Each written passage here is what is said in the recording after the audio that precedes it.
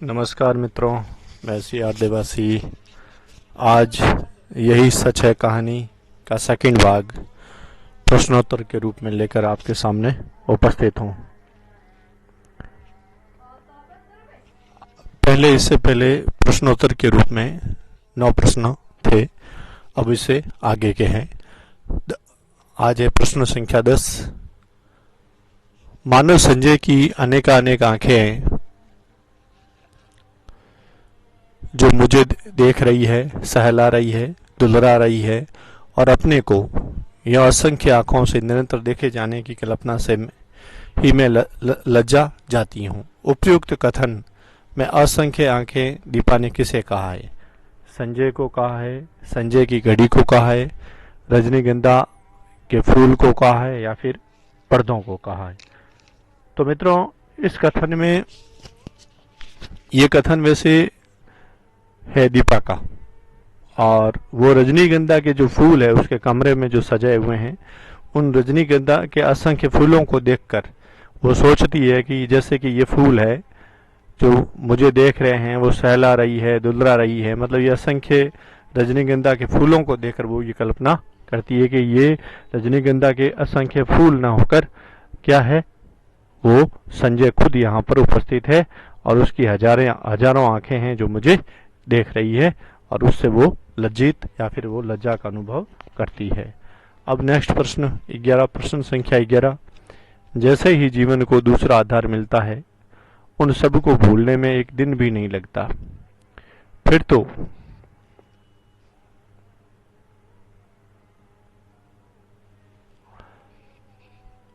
तो वह सब ऐसी बेवकूफी लगती है जिस पर बैठकर घंटों हंसने की तबीयत होती है। ये किस घटना के बारे में कहा जा रहा है? वैसे ये कथन दीपा का है, और दीपा का जब पूर्व प्रेमी था निशित से जब उसका संबंध विच्छेद हुआ, तो उसके बाद में उसको जैसे कि ये सभी भाव आए, जैसे कि उसमें मतलब ऐसी बहुत सारी मतलब जो घृणा की, तिरस्कार की, और उसमें एक तरह का आत्मविश्वास का डगमगा जाना वगैरह, ये इतनी घटनाएं सब हुई। तो अब वो कह रही है किसके बारे में? इंटरव्यू के बारे में, या प्रेम की विफलता के बारे में, नए प्रेम के बारे में, या प्रेम की सफलता के बारे में? तो ये सब भी वैसे ये घटनाएं सभी है प्रेम की विफलता के बारे में।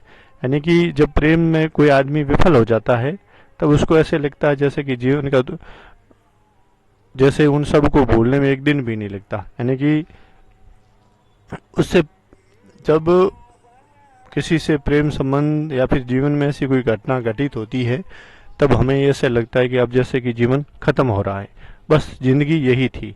लेकिन जैसे ही दूसरा कोई आधार मिल जाए, तब हमें लगता है कि हमने कितनी बड़ी गलती का। यदि उस समय हम अगर कोई ऐसा अनहोनी या फिर ऐसा और कोई कदम उठा देते तो कितनी मतलब वो बेवकूफ़ी भरा कदम होता। और फिर हम जब उस घटना को और उस समय को सोचते हैं, तो फिर ऐसी बातों पर घंटों हंसने की तबीयत होती है। और ये सभी उसी के बारे में कहा गया है। यानी कि प्रेम में जब दीपा है, जब निशित से उसका प्रेम संबंध विच्छेद हुआ, तब उस समय की ये बारे में है। अब प्रश्न संख्या 12। वह क्यों नहीं समझता कि आज हमारी भावुकता यथार्थ में बदल गई है? सपनों की जगह हम वास्तविकता में जीते हैं। हमारे प्रेम को परिपक्वता मिल गई है। किनके प्रेम के बारे में उक्त कथन कहा जा रहा है? तो इसमें ऑप्शन अ है संजय निशित के, ब में है दीपा निशित के, स में है संजय दीपा के, और द में है उपयुक्त में से कोई नहीं। वो क्यों नहीं समझता कि आज हमारी भावुकता यथार्थ में बदल गई है। सपनों की जगह हम वास्तविकता में जीते हैं। हमारे प्रेम को परिपक्वता मिल गई है। किनके प्रेम के बारे में उक्त कथन? ये जो प्रेम कथन है ये संजय और दीपा का है। उससे पूर्व का प्रेमी उसका था, कौन था? निशित था। संजय और निशित के तो कभी ये तो दोनों पुरुष पात्र है, दीपा और निशित है जो इससे पूर्व के थे। लेकिन अब दीपा जो है वो कह रही है कि जब हम उनके दोनों साथ साथ में अपना समय बिता रहे हैं, तब उस समय जो भावुकता है वो हमारी भावुकता अब भावुकता नहीं रही, वो यथार्थ में बदल चुकी है। अब जो सपने थे वो सपने नहीं रहे, वो वास्तविकता में जीते हम जीते हैं। हमारी प्रेम को अब हमारा प्रेम है वो परिपक्वता में बदल गया है। तो ऐसे में संजय क्यों नहीं समझ रहा है कि ये सब कुछ अब यथार्थ है, वास्तविक है, और हम अब परिपक्व हो चुके हैं। हम दोनों साथ रहते रहते लगभग 2.5 वर्ष हो चुका है। तो ये संजय और दीपा का कथन है। फिर है प्रश्न संख्या 13। ऐसा अपमान जिसकी कसौट से मैं आज भी तिलमिला जाती हूँ। संबंध तोड़ने से पहले एक बार तो मुझे बताया होता। यहाँ किसके संबंध तोड़ने की बात हो रही है? दीपा के, निशित के, ईरा के या फिर संजय के? तो इसमें निशित ने प्रश्न इसका ब संख्या ब है जो इसका उत्तर है। इसमें जब निशित दीपा से प्रेम संबंध तोड़ देता है तो उस समय के बारे में वो कहती है कि ऐसा अपमान जिसकी कसौट से मैं आज भी तिलमिला जाती हूँ। और संबंध तोड़ने से पहले एक बार तो उसने मेरे को बताया होता कि मेरी उसमें क्या गलती है, मैं किस प्रकार से गलत हूँ, इस प्रकार के बारे में। फिर आया प्रश्न संख्या 14। सारी दुनिया की भर्त्सना, तिरस्कार, परिहास और दया का विष मुझे पीना पड़ा। विश्वासघाती, नीच कहेगा, यह कथन निशित के लिए कौन कह रही है? तो ये संजय कह रहा है या निशित कह रहा है या फिर ईरा कह रही है या फिर दीपा कह रही है? अब देखिए, वैसे इस कहने के अंदाज से ऐसा लग रहा है कि ये स्त्री कह रही है। सारी दुनिया की भर्त्सना, तिरस्कार, परिहास और दया का विष मुझे पीना पड़ा। विश्वासघाती, नीच कहेगा, मतलब ये कथन है वो दीपा ने कहा है। और किसके लिए कहा है? वो निशित के लिए कहा है। मतलब ये कहने वाली किसके लिए शब्द यूज में लिए गए हैं? निशित के लिए। किसने कहा है? तो दीपा ने। और संजय और ईरा की इसमें कोई भूमिका नहीं है। संजय इसका वर्तमान प्रेमी है और ईरा इसकी मित्र है जो कलकत्ता में रहती है। अब प्रश्न संख्या 15। विवाह से पहले कोई भी लड़की किसी को इन सब का अधिकार नहीं देती, पर मैंने दिया। यह कथन संजय से कौन कह रहा है? निशित, दीपा, ईरा या फिर मिसेज मेहता? तो ये कथन संजय से, वैसे ये पूरी कहानी है वो डायरी में लिखी हुई है। यानी कि दीपा नाम का जो पात्र है उसके साथ में जिंदगी में ये घटनाएं घटित हुई हैं। उसकी जिंदगी में 2 प्रेमी आए, तो वो उसने जो डायरी में लिखा है उस डायरी को वो पढ़ रही है और उसमें वो सभी घटनाओं का क्रम चल रहा है। तो वैसे ये संजय से सीधा तो नहीं कहा गया है, लेकिन ये संजय के ही बारे में कहा गया है, इसलिए इसका उत्तर होगा स, दीपा। फिर प्रश्न संख्या 16। कलकत्ता किस नदी के किनारे स्थित है? हुगली, हावड़ा, पद्मा या फिर ब्रह्मपुत्र नदी? अब देखिए मित्रों, इसमें कलकत्ता किस नदी के किनारे है? तो हुगली नदी होगी। हावड़ा नदी नहीं है, हावड़ा इसी हुगली नदी पर बना हुआ पुल है। और पद्मा है, ये तो ब्रह्मपुत्र का एक नाम है। जब ब्रह्मपुत्र की नदी बांग्लादेश में प्रवेश करती है तब उसको पद्मा कहा जाता है, बांग्लादेश के क्षेत्र में या फिर देश में। हावड़ा ब्रिज हुगली नदी पर स्थित है। प्रश्न संख्या 17। दीपा को कलकत्ता में कौन लोग मिलते हैं?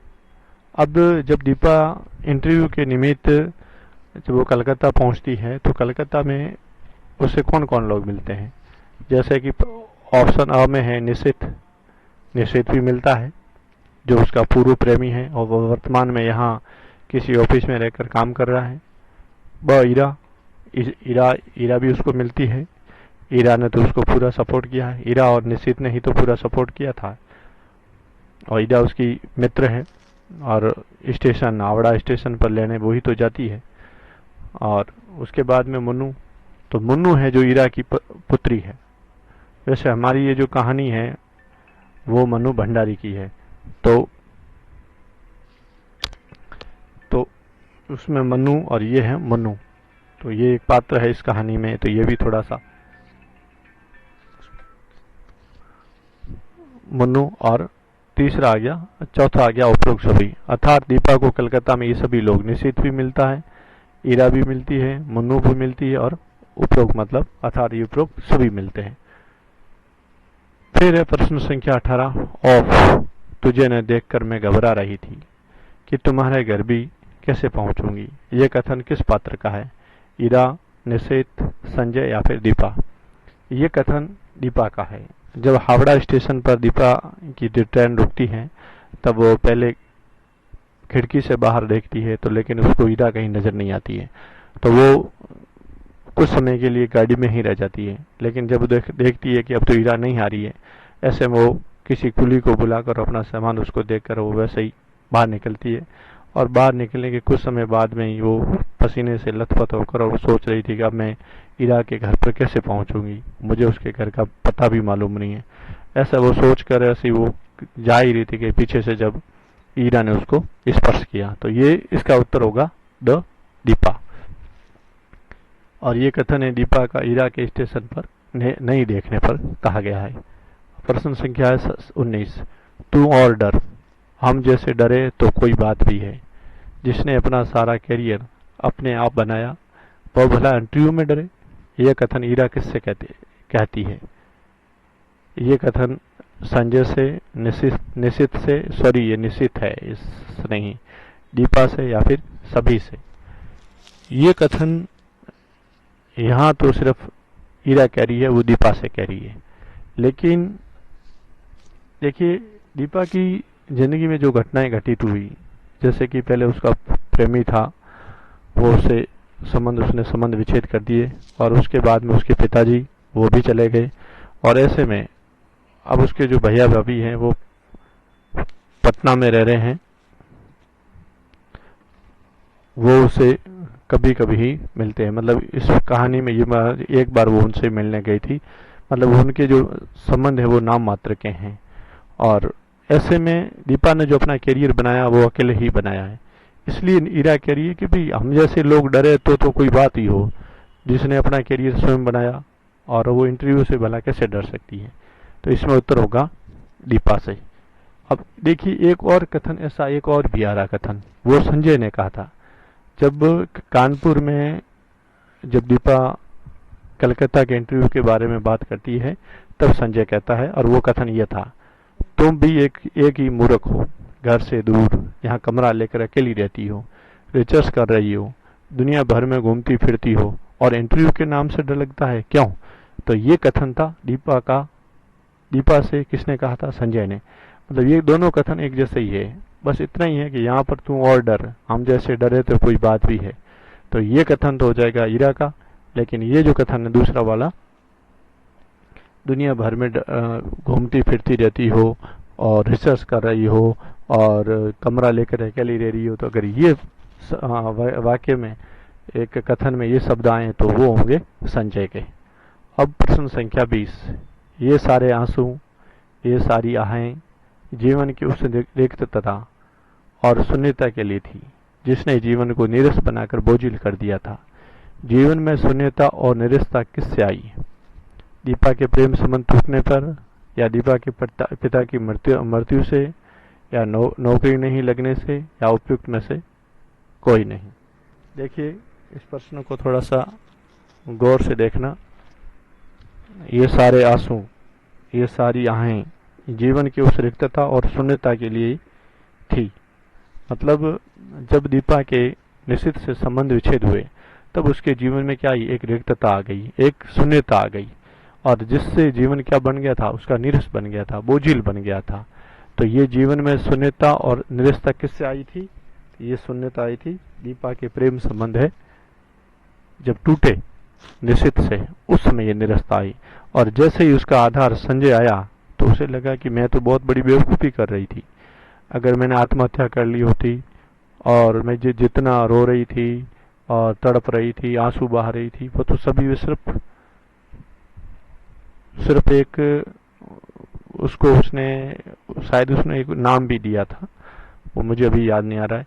लेकिन इतना सब कुछ है, और वो जब उसका आधार मिल गया तो उसको अभी ऐसा लग रहा है कि मैं तो बहुत बड़ी बेवकूफ़ी कर रही थी।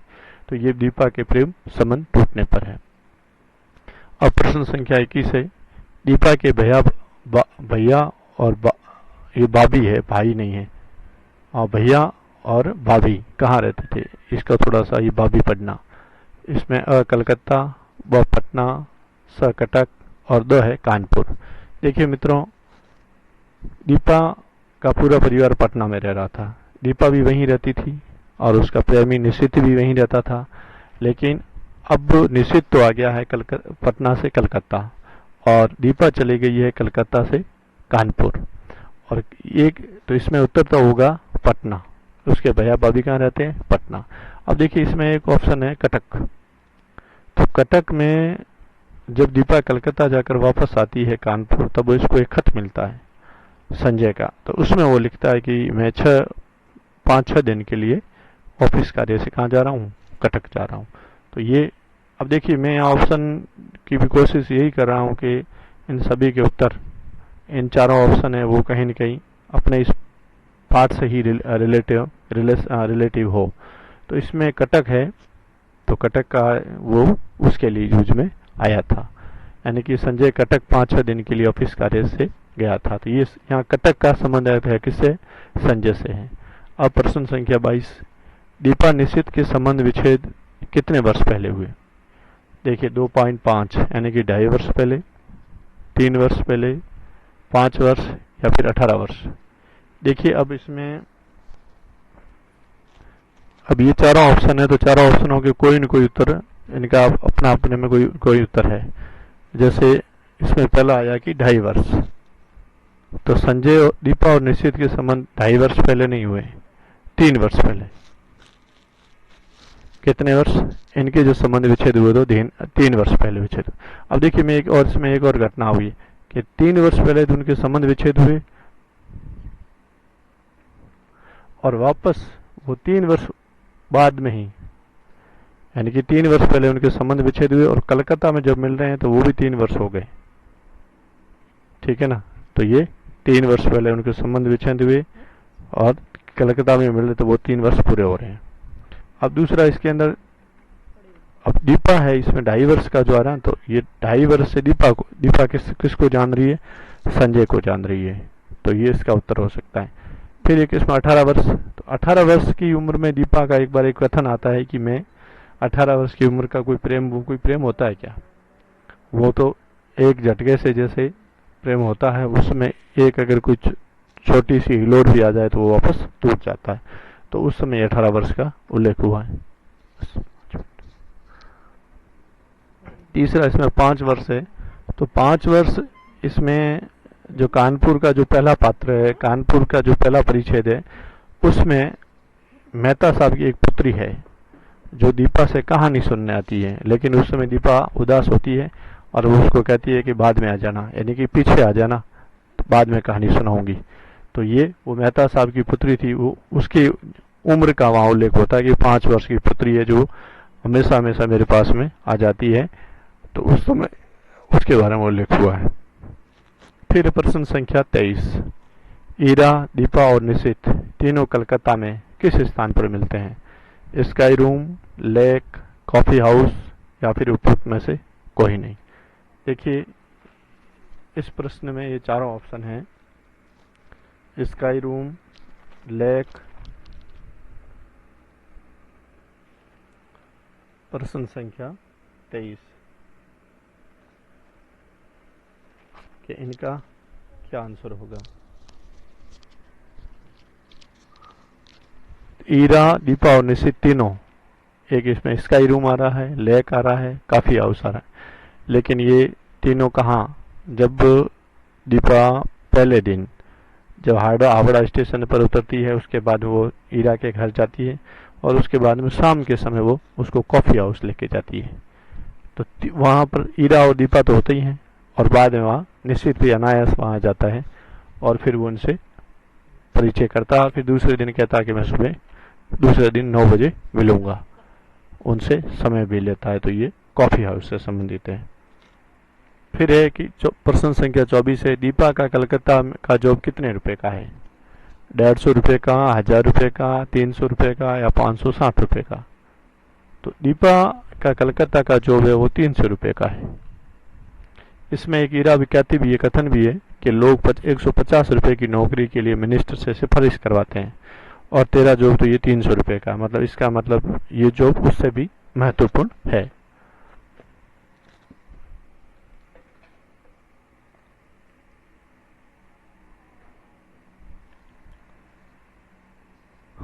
अब प्रश्न है, निश्चित दीपा से प्रातः कितने बजे ईरा के घर मिलता है? 10 बजे, 5 बजे, 9 बजे या फिर 4 बजे? तो निश्चित दीपा से प्रातः काल 9 बजे मिलता है और वो उससे पहले ही 15 मिनट पहले आ जाता है। और 15 मिनट पहले आता है तो उसको सूचना दीपा को कैसे मिलती है? तो वो जब बाल संवार रही थी तो वो अपने टूटे हुए बाल जब खिड़की से बाहर डालने जाती है, उस समय वो देखती है कि निश्चित है वो बहुत दूर खड़ा टहल रहा है। और क्योंकि उसे समय कितने बजे का मिला था? 9 बजे का मिला था। और उस समय वो कहती है कि अगर यहाँ पर संजय होता तो 9 बजे का उसने टाइम दिया है, तो वो उससे कितने बजे मिलता? 11 बजे मिलता। अब प्रश्न संख्या 26 है, ईरा दीपा को कलकत्ता में कहाँ ले गई? अब देखिए यहाँ पर Dharmatala, coffee house, sky room या फिर लेक। अब देखिए ये चारों ही है स्थान है, इनका इस कहानी में इनका उल्लेख हुआ है। जैसे कि धर्मतल्ला है, कॉफी हाउस है, तो ईरा दीपा को सिर्फ एक स्थान पे ले जाती है और वो स्थान कौन सा था? Coffee house. इसके बाद में जैसे कि एक बार वो जब उसका इंटरव्यू में उस सक्सेस होने की बधाई दी जाती है, उस समय पार्टी की बात आती है, तब उस समय वो स्काई रूम लेके जाता है। तो उस समय भी वो कहती है कि मेरे बच्चा बीमार है, ऐसा करके बहाना करके वो निकल जाती है। तो इसके बाद में धर्मतल्ला, स्काई रूम और लेक। अब इसमें धर्मतल्ला कौन सा? इसमें धर्मतल्ला वो है जब निशित और दीपा और ईरा तीनों कॉफी हाउस में मिलते हैं, वहाँ कॉफी पीने के बाद में जो बाहर निकलते हैं, तब कॉफी हाउस से लेकर और धर्मतल्ला तक कलकत्ता में कोई स्थान है, वहां तक वो निश्चित है उनके साथ में पैदल पैदल आया था। और इसमें उसने ईरा से बात करके और उसके घर का परिचय भी ले लिया और उसने सुबह 9 बजे मिलने का समय भी ले लिया। तो ये वो स्थान था धर्मतल्ला। अब दूसरा इसमें स्काई रूम। तो स्काई रूम है कलकत्ता में। अब देखिए ये किस दिन कहाँ कहाँ गए हैं वो भी ध्यान रखना। जैसे कॉफी हाउस, तो जैसे ही वो कलकत्ता, कानपुर से कलकत्ता आई तो उससे पहले दिन ही वो कॉफी हाउस गई है। उसके बाद में स्काई रूम, ये कलकत्ता में आने के तीसरे दिन वो निश्चित दीपा को स्काई रूम लेकर गया था और जहाँ पर कोल्ड कॉफी और भोजन करते हैं वो दोनों। फिर लेक, ये कलकत्ता आने के चौथे दिन शाम को निश्चित है वो दीपा को लेक पर लेकर ले गया। अब इसमें देखिए, अब ये इसमें मैंने ऐसे ही नीचे एक पॉइंट लिखा है कि ईरा सिर्फ कलकत्ता में पहले दिन ही दीपा को कॉफी हाउस लेकर जाती है और बाद में ये पूरी जिम्मेदारी किसकी हो जाती है? उसके पूर्व प्रेमी निश्चित की हो जाती है। फिर वो जाने और उसका दीपा जाने और उसका प्रेमी जाने। उसने एक दिन में ही उसको एक निपटा दिया, बाद में वो जाने और उसका प्रेमी जाने। अब प्रश्न संख्या है 27, दीपा का कलकत्ता में इंटरव्यू किस दिन हुआ? पहले दिन, चौथे दिन, तीसरे दिन या फिर 5वें दिन? अब इसमें देखिए 4 ऑप्शन हैं और इसमें पहले दिन होता है जब कलकत्ता, कानपुर से कलकत्ता आती है, उसके वो कलकत्ता में रहते हुए कौन से दिन उसका इंटरव्यू होता है? प्रश्न ये है। तो वो तीसरे दिन उसका इंटरव्यू होता है। अब देखिए इसमें एक 5वें दिन का भी है उल्लेख है। जैसे पहले और चौथे दिन का मैंने वैसे यहाँ पहले बता दिया है कि लेक वो चौथे दिन लेके गया था, स्काई रूम वो तीसरे दिन लेके गया था और 5वां दिन है। अब देखिए वो कलकत्ता में, अगर ये प्रश्न पूछा जाए कि दीपा कलकत्ता में कितने दिन रही, तो वो 4 दिन रहती है और 5वें दिन वो वापस कानपुर के लिए रवाना हो जाती है। अब प्रश्न संख्या ये 28 है, भूल से लग गया है, पहली बार है, भूलें ज़्यादा हो रही है, लेकिन प्रश्न और उत्तरों में कहीं भी भूल नहीं है। निशित को कैसे रंग की साड़ी पसंद है? काली, नीली, पीली या फिर गुलाबी? अब देखिए जैसे कि निशित जो कि उसका नाम है, उस नाम के अक्षर में, नाम का उसका पहला अक्षर क्या है? न। और उसी प्रकार से उसकी पसंद भी वो न नाम की है, यानी कि नीली साड़ी। तो निशित को नीली साड़ी वो पसंद है। और जब स्काई रूम जाने के लिए तैयार होकर उससे मिलती है तो उस समय वो नीली साड़ी में तैयार होकर आती है। तब उसको देखकर कहता है कि तुम तो इस साड़ी में बहुत खूब जच रही हो। तब वो कहते हैं कि दीपा मन में सोचती है कि किस अधिकार भाव से कह रहा है। मैंने तो पूरे अधिकार भाव किसको दे रखे हैं, संजय को दे रखे हैं, और जिसको अधिकार दे रखे हैं वो मेरे के बारे में कभी मेरे बारे में ऐसी बातें, अच्छी बातें बोलता नहीं है, और जिसको अधिकार नहीं दे रखे हैं, जिससे अधिकार छीन लिए हैं, वो मेरे बारे में अच्छी बातें कर रहा है। तो ये उस समय की घटना है। अब है प्रश्न संख्या 28। कथन 1, नौकरी के बाद क्या इरादा है। ये कथन है जब इंटरव्यू हो जाता है तो उसके बाद में जब वो लेक में बैठे थे और बातें कर रहे थे, उस समय उसने कहा कि, किसने कहा ये मैं बाद में बताता हूँ, कि नौकरी के बाद में कलकत्ता जब आ जाओगे, उससे नौकरी करोगे, तो नौकरी के बाद में क्या करने का विचार है। मतलब वो सीधे सीधे ये कह रहा है कि शादी वगैरह करनी है कि नहीं करनी है। तो ये है। फिर प्रश्न संख्या फिर इसमें कथन 2 है, तुम्हारे यहाँ आने से मैं बहुत खुश हूँ। यानी कि कौन कह रहा है। अब एक ही व्यक्ति है जो उसके यहाँ आने से प्रसन्न है, क्योंकि वो ही 2-3 दिन से उसके पीछे उसके इंटरव्यू करवा रहा है, और उसके लेक में और वहाँ जगह जगह जाकर उसके खर्चे वगैरह भी उठा रहा है। इसके मतलब सीधी सी स्वाभाविक बात है कि ये काम कौन आदमी कर सकता है। फिर है तीसरा, इस साड़ी में तुम बहुत सुंदर लग रही हो, जिसका मैंने अभी जिक्र किया था। उपयुक्त कथन कौन दीपा से कहता है। तो ये निश्चित के 2 ऑप्शन, एक संजय का है। संजय तो अभी यहाँ है नहीं, तो संजय तो कहना नहीं। मेहता साहब है तो उनकी तो पत्नी है मिसेज मेहता, जो बहुत ही अकड़ू है, ऐसा दीपा ने कहा था। वो कभी भी उससे महीनों महीनों बात नहीं करती है। और मेहता साहब है तो वो तो थोड़े से, वो कभी 5, 7, 8, 9, 10 दिन में कभी न कभी दीपा से हालचाल पूछ लेते हैं। तो इसका उत्तर है निश्चित। और इस प्रकार से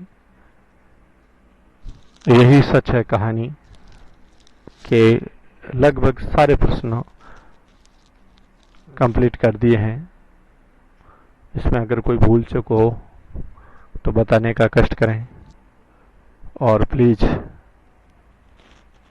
मेरे चैनल को लाइक करें, इस पर कमेंट करें और सब्सक्राइब करें। धन्यवाद।